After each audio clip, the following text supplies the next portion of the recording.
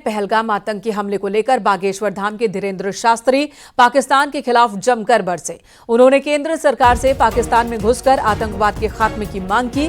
बाबा बागेश्वर धीरेन्द्र शास्त्री ने कहा कि कब तक कड़ी निंदा करते रहेंगे, सरकार को घर में घुसकर आतंकवाद का खात्मा करना चाहिए। के घर में घुसकर आतंकी ठिकानों को जड़ मूल से मिटाना चाहिए। भारत सरकार से हम यही कहेंगे कि आप ये जो हर बार कड़ी निंदा करते हो, ये कड़ी निंदा कब तक करोगे? इससे आपके ऊपर से भरोसा कम होगा। इसलिए भारत की सरकार को अपने भरोसे को दृढ़ करने के लिए, भारत को सुरक्षित करने के लिए, क्योंकि इससे फिर भारतीय विदेशी सैलानी भारत में आने से डरेंगे इस प्रकार के हमलों से, कि वहां तो आतंकवाद खुलेआम है, तो लोग यहाँ आने से डरेंगे। इसलिए भारत की सुरक्षा की बात है, ये भारत के सिद्धांत की बात है, भारत के वजूद की बात है, भारत की सुरक्षा की नीति की बात है। इसलिए भारत को अब घर में घुस करके आतंकवाद का खात्मा करना चाहिए। ग्रेटर नोएडा में फिल्म सिटी के निर्माण के लिए निर्माता कंपनी ने अब तक नक्शा पास नहीं कराया है। यमुना अथॉरिटी ने नक्शा पास कराने के लिए नोटिस जारी किया। 27 जून से निर्माण कार्य शुरू नहीं करने से निर्माण करने वाली कंपनी पर रोजाना तकरीबन 1.5 लाख रुपए का जुर्माना लगेगा। फिल्म सिटी का निर्माण बेव्यू और भूटानी ग्रुप को करना है।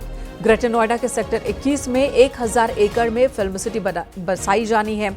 पहले चरण में 230 एकड़ पर फिल्म सिटी का निर्माण शुरू होना है, लेकिन अभी तक नक्शा पास नहीं हुआ है और ऐसे में अथॉरिटी की ओर से इसे लेकर जानकारी मांगी गई है।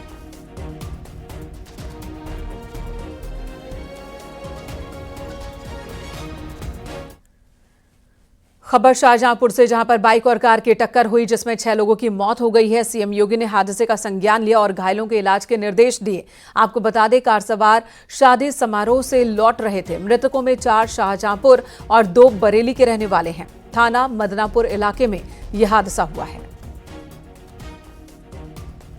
शादी समारोह से लौट रहे लोगों की कार हादसे का शिकार हुई है। 6 लोगों की मौत हो गई है। इस हादसे में बताया जा रहा है कि 6 लोगों में 4 शाहजहांपुर के रहने वाले जबकि 2 बरेली के रहने वाले थे। बच्चे भी शामिल हैं जिनकी मौत हुई है इस हादसे में।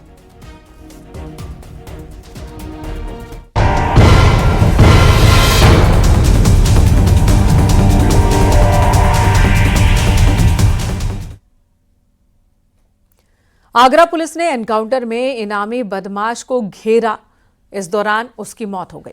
4 दिन पहले बदमाश अमन यादव ने अपने साथियों के साथ मिलकर लूटपाट की थी। गहनों के शोरूम में लूटपाट की थी और शोरूम मालिक की हत्या कर दी थी। थाना सिकंदरा क्षेत्र में यह एनकाउंटर हुआ। पुलिस एनकाउंटर में मुख्य आरोपी अमन कुमार को गोली लगी और उसकी जान चली गई है। अमन के भाई सुमित को पुलिस ने गिरफ्तार किया है, लेकिन तीसरा भाग निकला। तीसरे आरोपी का नाम फारूक है, जिसकी तलाश चल रही है। इनके पास से लूटा हुआ पूरा माल बरामद कर लिया गया है। पुलिस कमिश्नर ने फरार आरोपी फारूक पर 50,000 रुपए का इनाम घोषित किया है। बताया जा रहा है कि आरोपियों ने कर्ज होने की वजह से इस वारदात को अंजाम दिया था।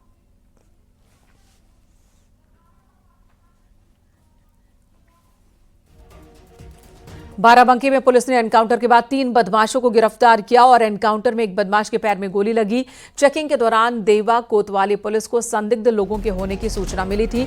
पुलिस ने मोटरसाइकिल सवार लोगों को रोकने की कोशिश की, लेकिन पुलिस टीम को देखकर वो भागने लगे और फिसल कर गिर गए। पुलिस टीम पर इन्होंने गोलीबारी भी की है। जवाबी एक्शन में आरोपी तिलक थापा उर्फ टीलू पहाड़ी को गोली लगी।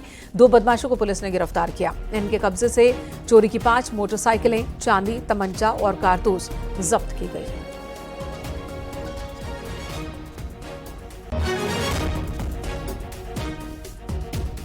क्षेत्र में रेंदुआ माती के पास एक पुलिस मुठभेड़ में 3 बदमाश गिरफ्तार किए गए हैं।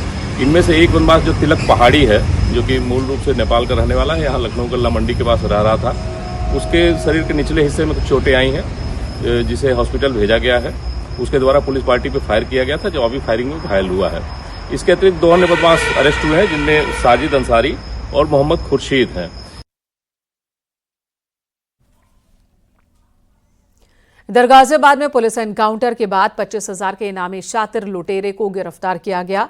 मुरादनगर थाना क्षेत्र में यह एनकाउंटर हुआ। पकड़ा गया अपराधी फैजल गैंग का सक्रिय गुर्गा है और उसके ऊपर 25,000 रुपए का इनाम था। मुरादनगर पुलिस और क्राइम ब्रांच को सूचना मिली थी कि फैजल गैंग का ये बदमाश किसी बड़ी वारदात को अंजाम देने की फिराक में है। पुलिस टीम ने तुरंत ही कार्रवाई की, इलाके की घेराबंदी की और संदिग्धों की चेकिंग शुरू की। इसी दौरान एक युवक मोटरसाइकिल पर आते दिखा। पुलिस ने जब उसे रुकने का इशारा किया, वो भागने लगा। मोटरसाइकिल फिसलने की वजह से वो गिर पड़ा और उसने पुलिस टीम पर फायरिंग शुरू कर दी। एनकाउंटर में पुलिस ने उसे गिरफ्तार किया है।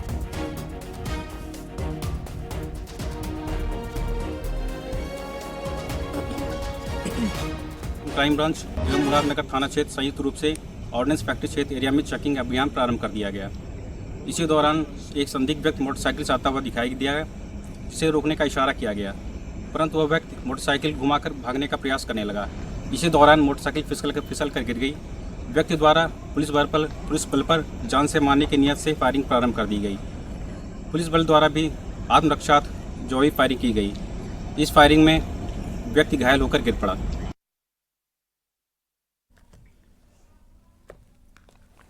लखनऊ में बीजेपी ऑफिस के बाहर पोस्टर लगे हैं। पोस्टर में अखिलेश यादव और राहुल गांधी की तस्वीरें हैं। साथ ही लिखा है, जातीय जनगणना की उठाई आवाज, अब खुद पर आई बात, तो बताओ कौन जात। बीजेपी युवा मोर्चा के नेता ने ये पोस्टर लगवाया है।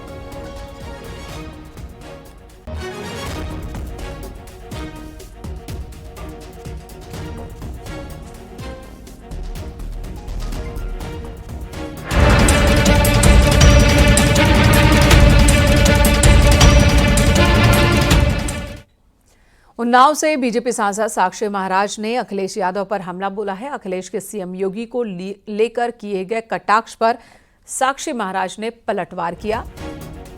साक्षी महाराज ने कहा कि अखिलेश के दिमाग में ही गोबर है, जिसका इलाज हमारे पास नहीं।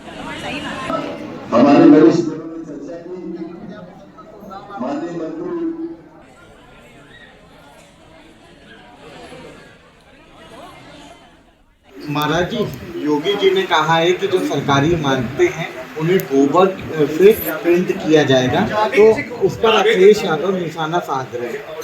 और अखिलेश यादव के दिमाग में गोबर भरा हुआ है, तो इसका हमारे पास कोई इलाज नहीं है। लखनऊ के आलमबाग बस अड्डे के तर्ज पर गोरखपुर में हाईटेक बस अड्डे का निर्माण होने जा रहा है। पीपीपी मोड के तहत तकरीबन 100 करोड़ की लागत से इस बस अड्डे को महाराष्ट्र की एक एजेंसी बनाने जा रही है, जिसका निर्माण अगले महीने से शुरू होने की उम्मीद है।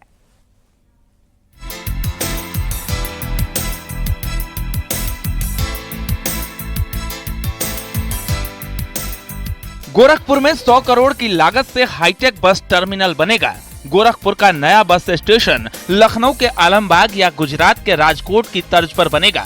अगले सप्ताह मॉडल पर मुहर लगते ही निर्माण कार्य शुरू हो जाएगा। निगम ने 2 साल में टर्मिनल पूरा करने का लक्ष्य निर्धारित किया है, जहां यात्रियों को उच्च स्तरीय सुविधाएं मिलेंगी। गोरखपुर में बस अड्डा बनना है। इस पे लगभग 3.5 एकड़ पे हम लोग को डेवलप करना है और इसमें जो कंपनी है वो उसको टेंडर हो गया था और उन्होंने अपनी सिक्योरिटी मनी भी डिपॉजिट कर दी है और उनका जो प्रतिनिधि मंडल है वो इसी महीने के मिड में अभी आएंगे, उनसे बात हुई है। ईगल इंफ्रा इंडिया करके एक महाराष्ट्र की कंपनी है जो डेवलप करेगी। लगभग 90 करोड़ में इसको डेवलप करना है। 14,000 से ज्यादा वर्ग मीटर जमीन पर ये नया बस स्टेशन बनेगा। इस बस टर्मिनल से अलग अलग क्षेत्र में चलने वाली बसों के लिए अलग अलग प्लेटफॉर्म होंगे। यात्रियों के विश्राम के लिए एसी वेटिंग रूम, कैंटीन और मनोरंजन के लिए टीवी की व्यवस्था होगी। इसके अलावा शॉपिंग कॉम्प्लेक्स भी होगा। साथ ही डिजिटल स्क्रीन के जरिए यात्रियों को बसों की अपडेट मिलती रहेगी। फाइनल हो गया है और ये सारी फैसिलिटीज किस रूप में डेवलप की जानी है, इसका जो है डिटेल प्लान अभी जो उनका प्रतिनिधि मंडल आएगा वो डिस्कस करेगा। इसके बाद हम लोग की तरफ से जब उनको गो अहेड दे दिया जाएगा, उसके बाद से वो लोग काम स्टार्ट करेंगे। जो निर्माण का जो टाइम उनको दिया गया है वो लगभग 2 साल का 24 मंथ का दिया गया है। परिसर में ही इलेक्ट्रिक वाहनों के संचालन के लिए चार्जिंग पॉइंट बनाए जाएंगे। सुरक्षा के लिए सीसीटीवी भी लगाए जाएंगे। इसमें वो सभी सुविधाएं होंगी जो एक अत्याधुनिक बस अड्डे में मौजूद होती हैं, यानी कि चालक परिचालकों के लिए तो बेहतरीन सुविधाएं होंगी ही, साथ ही यात्रियों के लिए भी यहाँ पे बेहतरीन सुविधाएं होंगी। डॉर्मेट्री की सुविधा यहाँ पे रखी जाएगी। अगर कुछ घंटे के लिए यात्री रुकना चाहेगा तो उसके लिए पॉट होटल की व्यवस्था भी यहाँ पे की जाएगी। अखिलेश पांडे के साथ रामगोपाल द्विवेदी, न्यूज 18 गोरखपुर। इधर आज योगी मंत्रिमंडल की और कैबिनेट की मीटिंग होनी है। योगी कैबिनेट की बैठक 10:30 बजे होगी लोक भवन में। इस दौरान कई प्रस्तावों पर पास होने की उम्मीद है। वहीं कैबिनेट की बैठक के बाद ही 11:30 बजे मंत्रिमंडल की बैठक होनी है। इस दौरान सभी राज्य कैबिनेट और स्वतंत्र प्रभार मंत्री मौजूद होंगे। तो आज कैबिनेट मीटिंग के दौरान नई पार्किंग नीति, आउटसोर्स निगम समेत 1 दर्जन से ज्यादा प्रस्तावों पर मुहर लगने की उम्मीद है।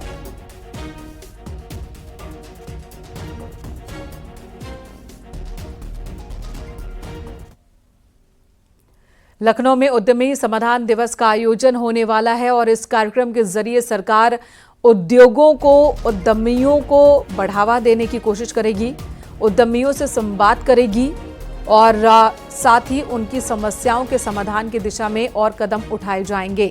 36 ऑनलाइन सेवाओं की भी शुरुआत की जाएगी ताकि प्रदेश में उद्योगों को बढ़ावा मिले, उद्यमियों को अपने कार्य को करने में आसानी हो, उद्यमियों की समस्याओं का जल्द समाधान हो। इसके लिए भी सरकार कई स्टेप उठाने वाली है, तो इसे एक बड़ा कदम माना जा रहा है।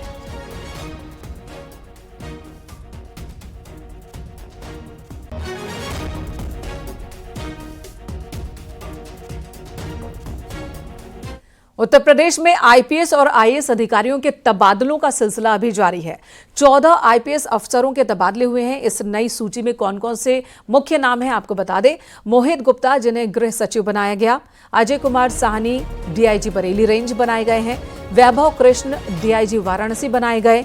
अभिषेक सिंह बने हैं डीआईजी सहारनपुर रेंज। महिराजकरण नायर बने एसएसपी गोरखपुर। डॉक्टर गौरव ग्रोवर को एसएसपी अयोध्या बनाया गया। संजय कुमार को एसएसपी मुजफ्फरनगर बनाया गया है। अनूप कुमार की जिम्मेदारी अब होगी एसपी फतेहपुर की। तो ब्रजेश कुमार श्रीवास्तव एसएसपी इटावा बने हैं। राजेश कुमार द्विवेदी बने हैं एसपी कौशाम्बी। धवल जायसवाल को डीसीपी गाजियाबाद पुलिस कमिश्नरेट की जिम्मेदारी दी गई है। Satyajit Gupta DCP Kanpur police commissionerate. Sandeep Kumar Meena SP संत कबीर नगर बनाए गए। लक्ष्मी निवास मिश्र एसपी रेलवे गोरखपुर बनाए गए।